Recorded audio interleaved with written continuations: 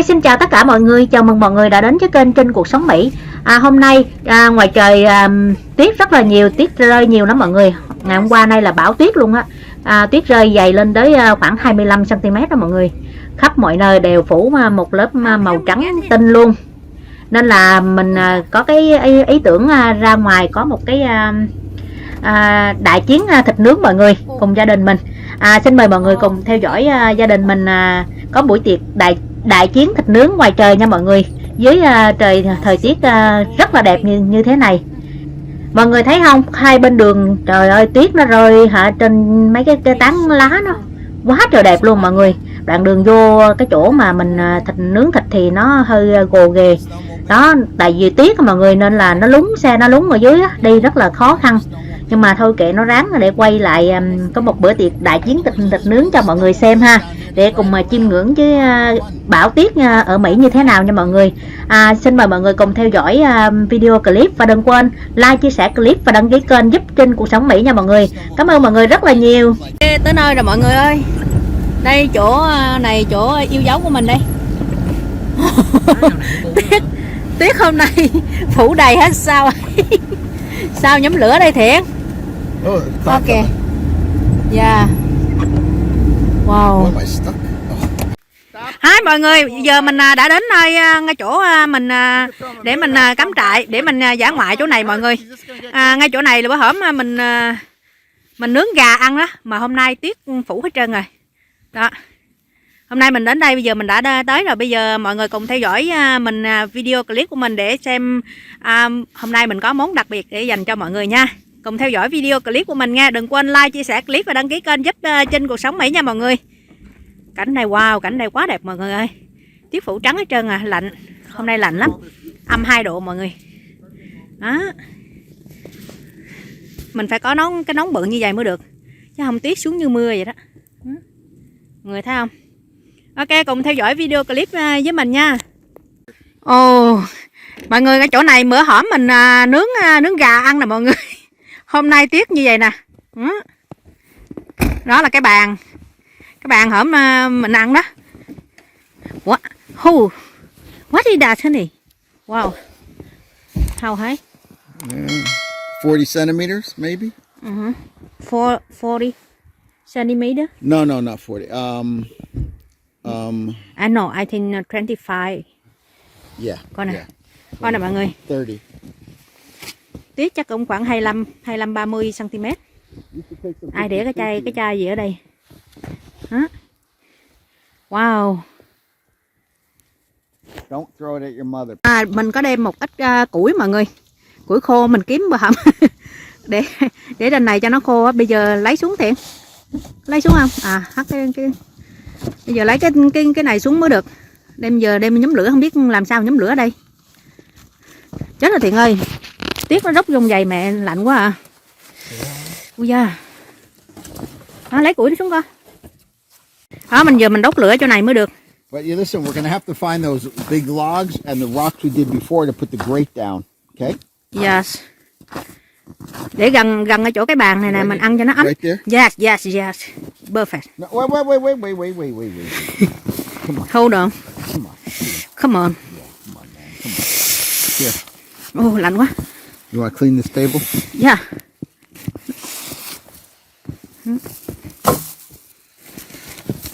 Throw it away that, honey.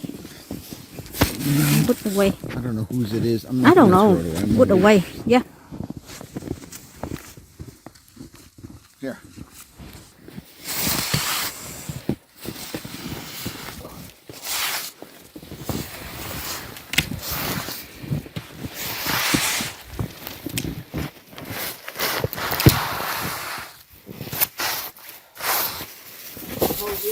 Huh?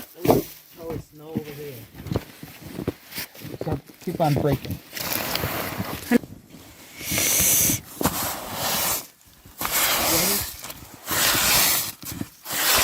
Okay, good job. Yay, đi nhổ. Get this on you. Đổ miếng sân vô. Miếng sân này cho nó dễ cháy. It's okay honey, too much. You think?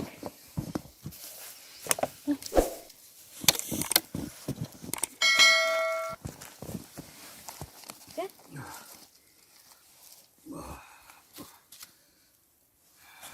No, no, no, no. What you want? I want, yeah, I want. No, no, no. Let's do that. Okay. And lay that. Okay. Okay, Take here. it fry. Let you do. Yeah. Where's the rest of the wood, Tian?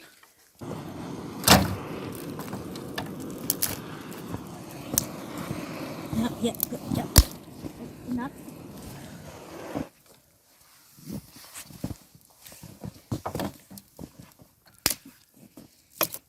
Tuyết nó rút vô đây nè. Lạnh luôn á. Lạnh nó giò quá. Ok.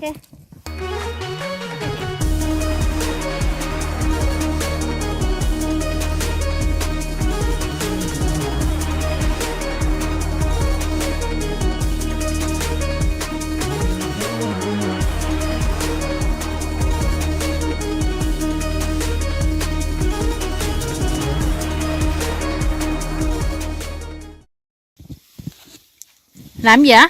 Đổ đắp coca cho nó lạnh. Chắc đóng băng luôn quá Thiện ơi. Đóng đóng rồi. Ok. Ok wow. Wow. It's so big. Good. Here, put on this on the side. Thank you. Good job honey. Good idea. Okay, get the other piece, Tian. There's another big piece over there. Ok, Thiện. Giờ tới Thiện.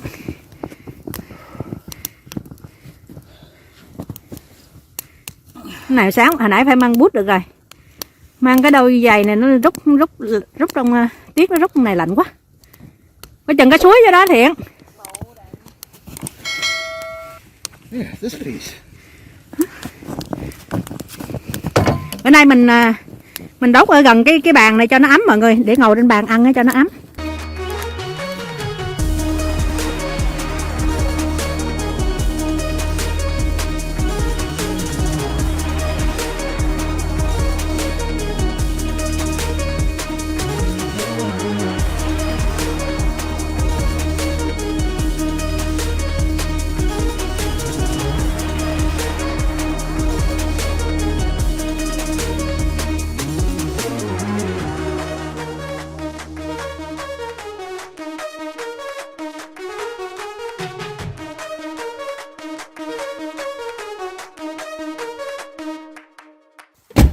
Cái này là thịt sườn bò đó mọi người. Sườn bò mình ướp sẵn đó. 4 miếng sườn bò đó. Đó 4 miếng sườn bò 16 đồng. Nhìn ngon lắm, để nướng coi ngon không. Cái này là bún trộn đó mọi người. Làm sẵn nè, đó ngon không? Ui da. Hấp dẫn chưa? Nó thử. Honey, Yeah, baby. do you want eat noodle now? While we wait for the beef, hả? Ok. Giờ mình ăn bún trước đi, đói bụng quá à.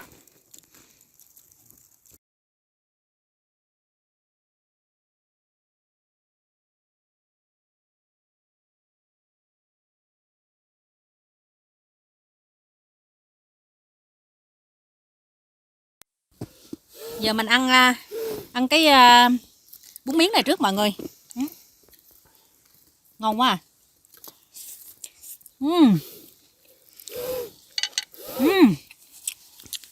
Ngon cực kỳ luôn. Miếng thịt bò mọi người. Này là trứng. Trứng nè, thịt bò với rau, cà rốt. Trời ơi nó ngon.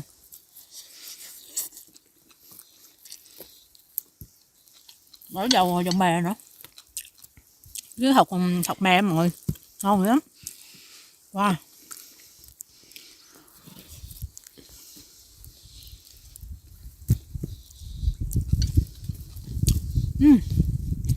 Tuyệt vời.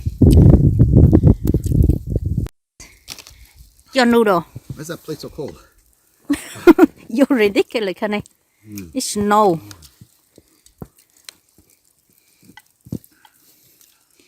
Ngon không Thiện? Thiện ngàn ngào. How is it? You like it? Honey? Really good. Very good. Cold.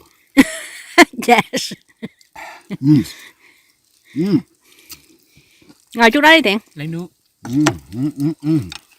Có đem cái ly nữa, lấy cái ly lấy đá cho anh.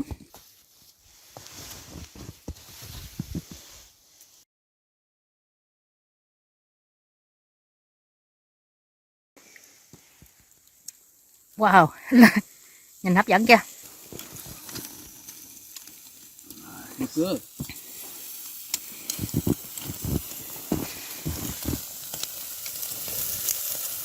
Nice, huh?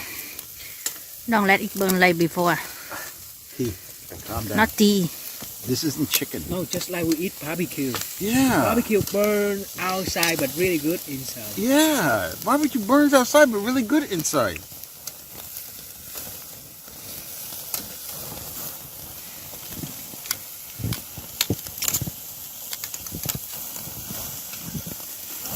Whoa. Oh, nice. Huh? Ah, nice, huh, Tian? Yeah. Oh, good. Oh, nice and hot now. Oh, this will be good for the steak. Yeah. I'm glad we put oil. Oh, look! Tí cho lên đây. What? What is that? Tí, The wind. Oh, the wind. Gió nó thổi. giờ tí hôm Nó đi. nữa mẹ. Gió nó thổi cái It's the wind Okay. blowing snow off Yeah. the trees. Oh, and look at our fire. Oh, get a plate. Give me a plate, Tian. wow. Hold on. Because- Come on, let's eat the meat.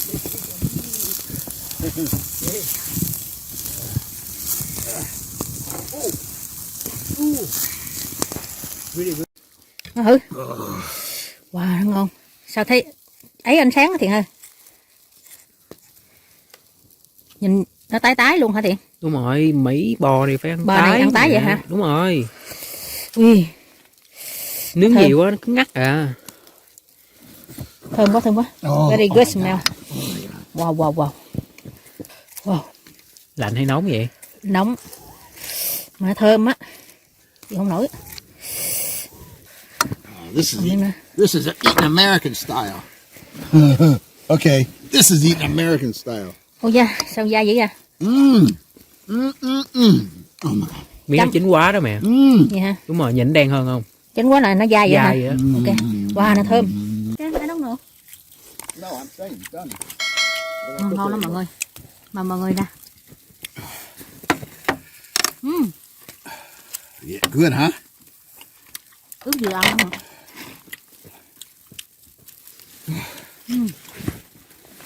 Oh my. Best we've ever had, huh?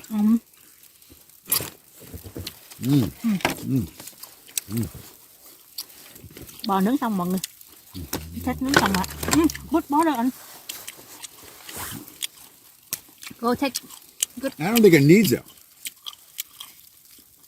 You want better? Yeah. Bên Nhật có món bò tuyết gì vậy mẹ? Nhiều mỡ quá. Here, you have a knife? No. We have này. Small này. Mấy video. Put right here. Okay.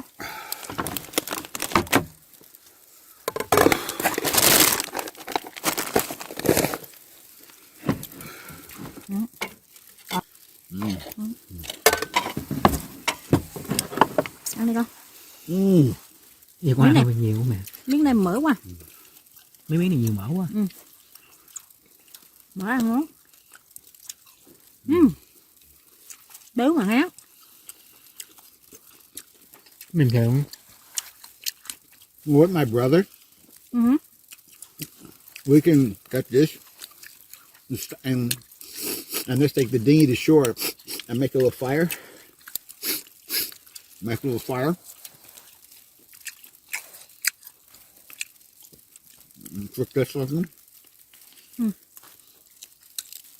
It'll be warmer.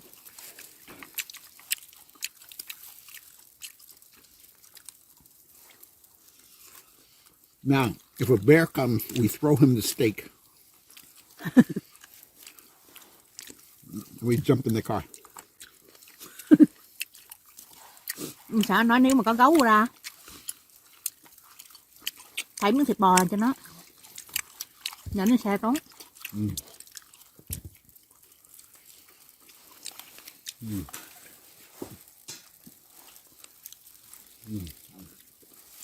nó không có miếng cam này. Cut.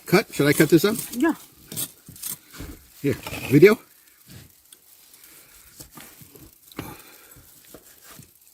Tí tuyết nhiều quá giống như mưa luôn hả Thiện, ướt nhẹp hết trơn. Ướt hết trơn. Mà tiếng đỡ ướt hơn mưa mẹ. Mưa làm sao ngồi vậy được? Mưa ngồi vậy hồi nãy giờ chắc cống mà chết rồi. Tiếng ngồi giờ lại treo lít. Lạnh treo đất. Nên mình tại mình đốt lửa ở đây nè. Nó ấm đó, bữa hổm mình đốt ở bên kia xa quá. Cái miếng mỡ. Rồi đi, không biết, Yeah. không biết. Best steak ever. Mmm. Mmm. Mmm. Mmm. This is the best I've had of both of these. Best ever. See, that's why that fire is not suited for a chicken. Yeah. Or pork. Pork have the same problem. Right? Right, team? Yeah. Right. How many minutes? 10, about 10 minutes. Maybe 12. It depends on how big the fire was growing. Đúng 10 đến 12 phút mình. Okay. I'm not gonna cut. Này chín quá rồi đó. Này chín quá rồi mẹ. Overcook. Huh? Chuyện sẽ overcook. We're overcooked. Pick the person out. Miếng ngon hả? Không biết nào. Cầm miếng lên mẹ. Ngon không? Ăn rồi. I think our cooking oil would have done as well as the diesel.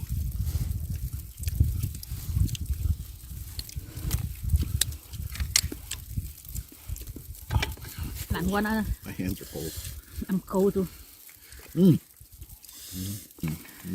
Đúng không? Oh my God, the fat. Mm. Fat.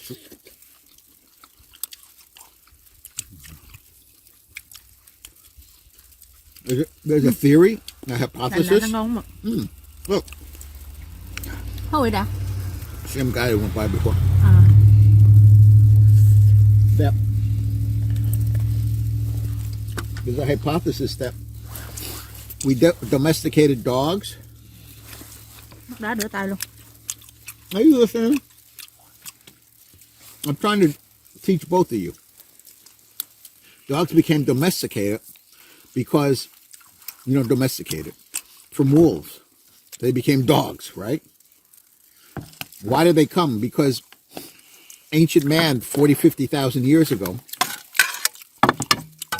all the game they got, the meat had no fat like this. So, Lạnh quá tay. and humans can't eat too much Không bóc được, meat không with bóc no được luôn. fat. Your body needs fat to digest protein.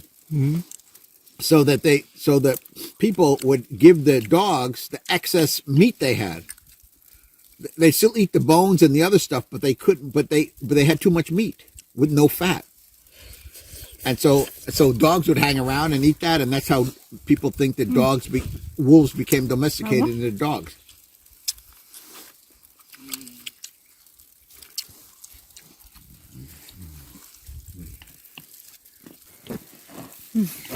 Lạnh. Maybe have some wine. It'll take the chill off. Okay. Uống rượu mọi người. Vô, thịt, chia. Chia.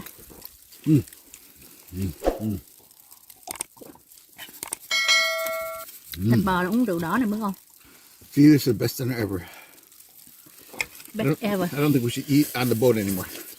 I think we should just come here. Đúng rồi, Babe, ăn ngoài ngon quá. how lucky are we that we came here? Beautiful trees. It's still snowing, not raining. How lucky are we? I don't know. Fucking lucky.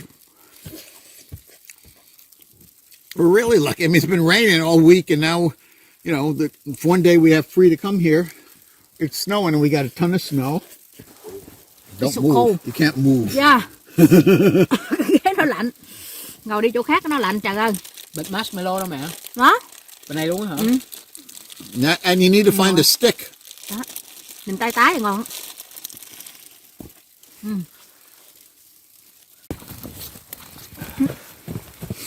Nướng cái cây này mọi người. Người Mỹ họ thích ăn vậy đó. Ôi da, nó lạnh. Đau quá chừng có ngồi xuống không được luôn á Thiện. Đó.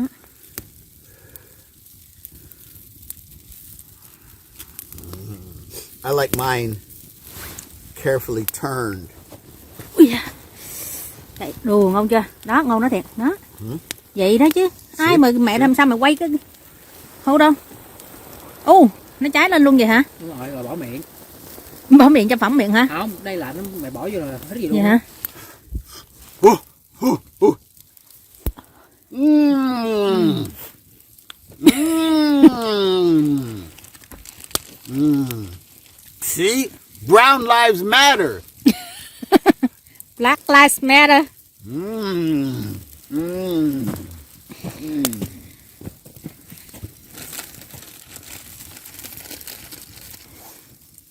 Chắc món này bắt hơn món bò quá.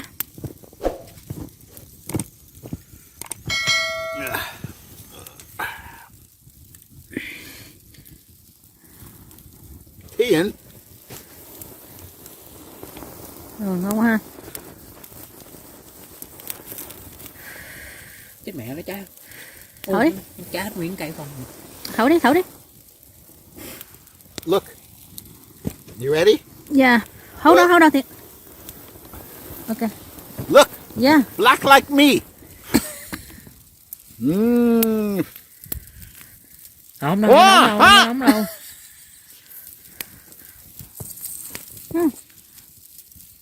Cái ăn thôi à. Gì vậy? Ăn thui à. Không, vậy mới ngon á. Mà không ăn tôi ăn. Mỹ là ăn đen không à. Mà Việt Nam mà. Really snowing now. Ok, video clip của mình đến đây xin tạm dừng nha mọi người. Trời giờ tuyết rơi rất là nhiều nên là điện thoại chắc ướt hết trơn Eat rồi. this. Nên là mình xin tạm dừng ở đây. Hẹn mọi người ở những video clip tiếp theo. Và đừng quên like, chia sẻ clip và Eat. giúp Trinh cuộc sống Mỹ nha mọi người. Hold up. It's cold. Ah. No, take the whole thing. What are you doing?